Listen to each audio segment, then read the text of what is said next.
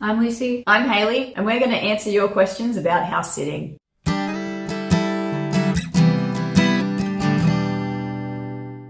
Do you get paid?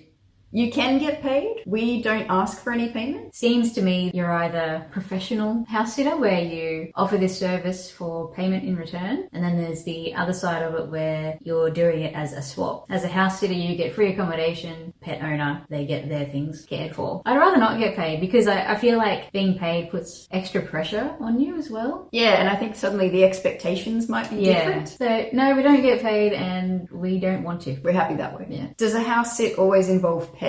Not always, but so far most of the time. There are some houses where they just need their lawns mowed, Plants looked after and indoor watered. plants. Majority of the time it's been with at least one pet. I think we've done one house sit so far where it's just been plant care. How long do you house sit for? I've done house sits for a few days. We have a house sit coming up that's for 4 months. It can really be big blocks of time if that's what you're looking for, but they can also just be weekend house sits for people. Because we're doing house sitting full time, we're trying to do back-to-back longer house sits for a month onwards is kind of what is ideal for us. Are there any costs involved as a house sitter?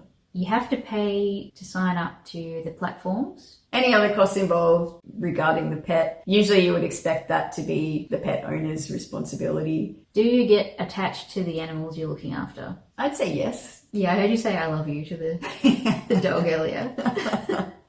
Yes, Yeah, well, it's been a week. It's hard not to get attached, honestly. The longer you spend with them, the harder it is to leave. yeah, and I think they get attached to you too. All of a sudden time's up and you move on to the next house. If you're lucky though, you might be able to come back and visit. Do you ever stay in the house while the owner is there? I personally haven't done that, but I have had people offer. Generally, that's not our preference, but certainly if you need to, I'd say most owners. Pretty accommodating, yeah. Are there any house sits you wouldn't do? Yes, Quite a few. lots of reasons Yeah. that we might not do a house sit. Certainly one pet in your family that we're never going to house sit. Yeah, watch another video for that. Yeah. There are certain animals I'm not very familiar with, so I probably wouldn't do a long house sit with horses or alpacas, kind of longer farm stays where I'm probably be a bit out of my depth. I just want to make sure that I do a really good job. If I don't feel comfortable or very experienced, then it's best to just say no.